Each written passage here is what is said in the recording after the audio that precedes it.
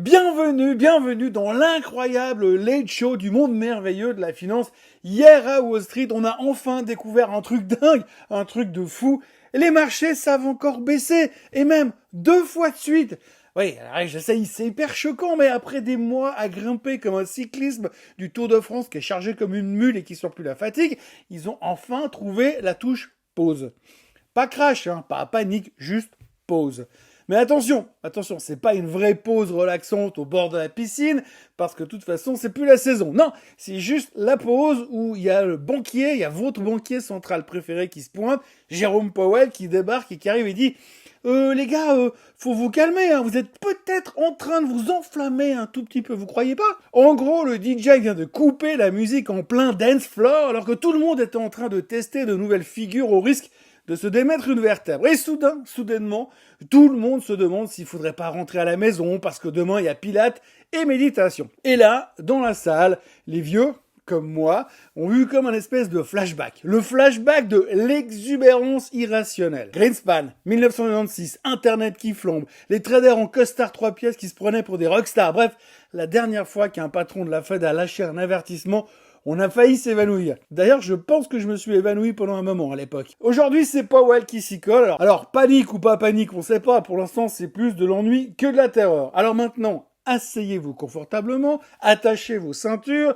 et je vais vous conter comment une petite phrase peut foutre le doute à Wall Street et au passage, mettre un bordel monstrueux sur les marchés. Et bienvenue dans ce Morning Bull Live, je suis Thomas Veillet et nous sommes le 25 septembre 1996.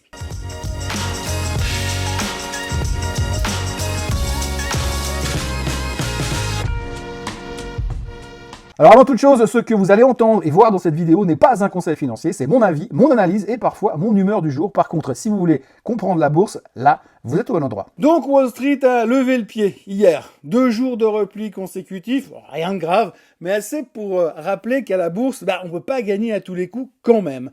Même les rallyes les plus fous doivent tôt ou tard souffler un petit coup. Et derrière cette petite pause, qu'est-ce que l'on retrouve? Eh bien, on retrouve Jérôme Powell, le boss de la Fed, s'est fendu d'une remarque bien dérangeante en disant « Les valorisations actuelles sont assez élevées ». Traduction du banquier central vers le langage courant du peuple.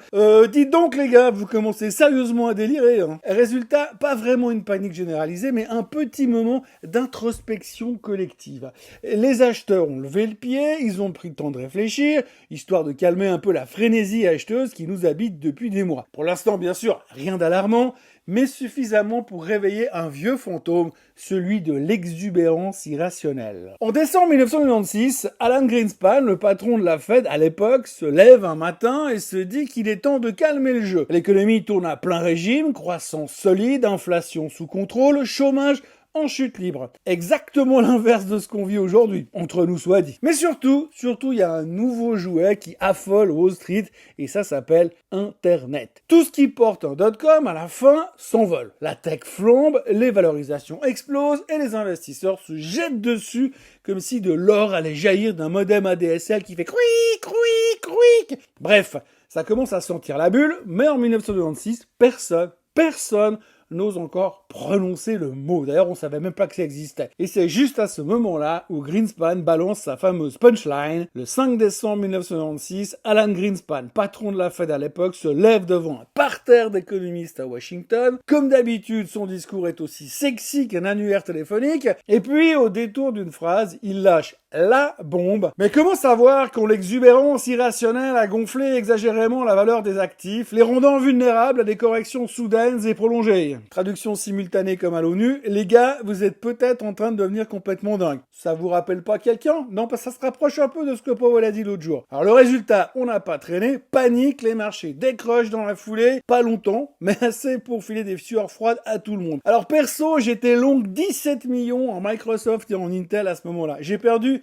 10 ans de salaire à l'ouverture de New York. Bon, c'est vrai, j'étais très mal payé à l'époque. Heureusement, tout est rentré dans l'ordre le lendemain, mais l'impact psychologique, lui, il est resté. Je me souviens encore m'être mis en position fœtale sous mon desk en attendant que ça passe. Et le plus ironique dans tout ça, c'est que rien n'a vraiment changé. Après ce mini coup de froid, la bulle Internet a continué à gonfler encore. Le Nasdaq s'est multiplié jusqu'en l'an 2000. Et puis, l'exubérance irrationnelle est vite devenue une espèce de private joke entre traders. À chaque envolée absurde, on balance la phrase de Greenspan en rigolant, juste avant de cliquer sur buy. Moralité, Greenspan avait vu juste, mais personne n'a eu envie de l'écouter. Il a eu raison trop tôt, 3 ans trop tôt, ça fait beaucoup de pourcents trop tôt aussi. Alors, est-ce que la petite pique de Jérôme Powell de mardi soir a la même portée que le coup de massue de Greenspan? Clairement pas. En tout cas pas pour l'instant. Les marchés ont à peine cligné des yeux. Mais les vieux de la vieille, dont je fais partie, se rappellent de 1996 et c'est pour ça que j'en parle ce matin. Bon, c'est aussi, soyons honnêtes,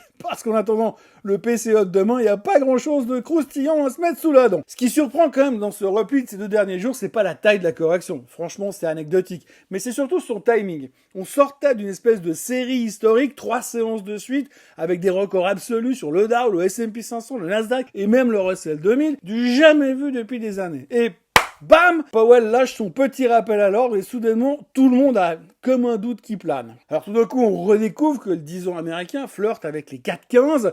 On se souvient que la Fed, derrière les sourires de Powell, n'a aucune intention de jouer les distributeurs automatiques de liquidités. Et que le fameux « la Fed va baisser les taux, donc tout va bien », ça suffira peut-être plus à calmer les esprits si l'inflation reste scotchée en haut, alors qu'en même temps, on arrose l'économie de stimulus. Moralité, les indices baissent mollement, l'Europe monte mollement, et nous, on s'ennuie mollement. Tellement qu'on en arrive à reparler de Greenspan, qui aura quand même 100 ans le jour où Powell terminera son mandat. En Asie, ce matin, ça avance sans grand enthousiasme. Prudence avant une pluie de stats aux States, chômage, PIB, PCE. Les indices tiennent bon pendant que la Banque du Japon laisse filtrer des envies de hausse des taux. Attention au retour des hawkish. Pendant ce temps, le pétrole reprend feu. Le combo explosif de la journée, c'est les sanctions européennes possibles contre Moscou. Comme ça a super bien fonctionné la première fois, il n'y a pas de raison de se priver. Ensuite, il y a les frappes ukrainiennes sur les raffineries russes et une chute surprise des stocks américains. Résultat, l'énergie cartonne dans le S&P 500 et l'inflation reprend des couleurs. Pour faire simple, on a une Asie hésitante, un pétrole en furie et des marchés qui scrutent le PCE comme le juge de paix PCE qui sortira demain. Au chapitre réseaux sociaux et vidéos débiles, Donald Trump a tranché, TikTok sera scindé en deux, d'un côté une version américaine tenue par Oracle et Silver Lake, et de l'autre l'international géré par ByteDance qui conserve moins de 20% aux États-Unis. Raison sécurité nationale. Trump veut rappeler qui c'est le patron. ByteDance sauve l'essentiel, son algorithme, et tout le monde prétend que le deal est équilibré. Chez Intel, c'est la chasse aux investisseurs. Après Nvidia, SoftBank et l'État américain, la rumeur veut qu'Apple soit approché. Résultat, plus 6,4% de hausse pour le titre. Hier encore, Intel a besoin de cash, Apple veut sécuriser ses semi-conducteurs et Washington adore l'idée d'un champion renforcé mais local. Et pendant ce temps-là, certaines small caps font le show. Alors si vous avez le temps, je vous recommande d'aller voir l'affaire Unicure. Unicure s'est envolé de 248% hier après avoir annoncé que son traitement expérimental, le AMT 130, ralentissait la progression de la maladie de Huntington de 75%. Alors la maladie de Huntington, c'est une maladie génétique rare et dégénérative qui touche le cerveau. En gros, c'est comme si le système nerveux avait un bug dans son code source et ce bug va peu à peu grignoter certaines zones du cerveau. La maladie touche à peu près 3 personnes sur 100 000 et c'est héréditaire. Donc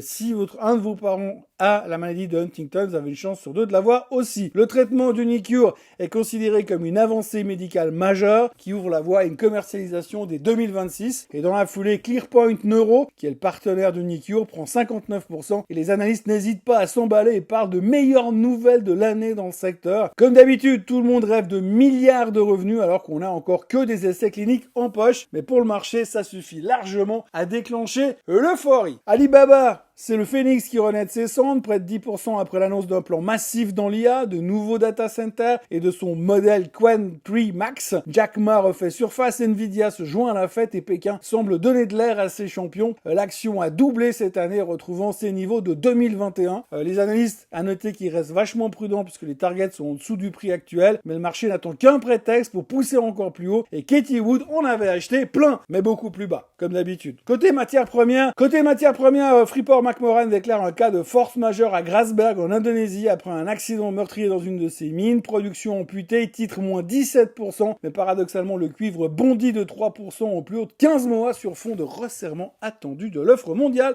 bien sûr. Autant vous dire que les rames de TGV vont se faire piquer du cuivre pendant pas mal de mois ces prochains temps. Voilà, on a 2 jours de baisse, Powell qui ressort la carte exubérance irrationnelle version 2025 et tout le monde fait semblant d'être surpris. Pourtant, il n'y a pas vraiment de raison. Les marchés avaient besoin de souffler, quand même, mais attention, demain arrive le fameux PCE, l'indicateur d'inflation préféré de Powell, et avec le baril qui frise les $65, on peut se poser des questions. Et là, ça sera plus du blabla ou des petites phrases qui font marrer les vieux traders, mais du concret. Si ça sort trop haut, Powell aura toutes les excuses pour continuer à jouer les rabat-joie. Si ça sort cool, Wall Street va repartir comme un gamin qu'on aurait lâché dans un parc de chez Disney. En attendant, on est dans ce drôle de moment, suspendu entre souvenirs de l'exubérance irrationnelle de Greenspan et la gueule de bois potentielle du PCE. Bref, on médite, on respire, on fait de la cohérence cardiaque et on attend le verdict de demain après-midi. N'oubliez pas de vous abonner à la chaîne Suisse Côte en français, de liker cette vidéo, de la partager et de la commenter. Demain, je serai absent. Moi aussi, je vais méditer avant le PCE et on se retrouve samedi matin dans le Swiss Bliss pour en parler et décortiquer tout ça. Excellente journée à tous. Allez, bye bye.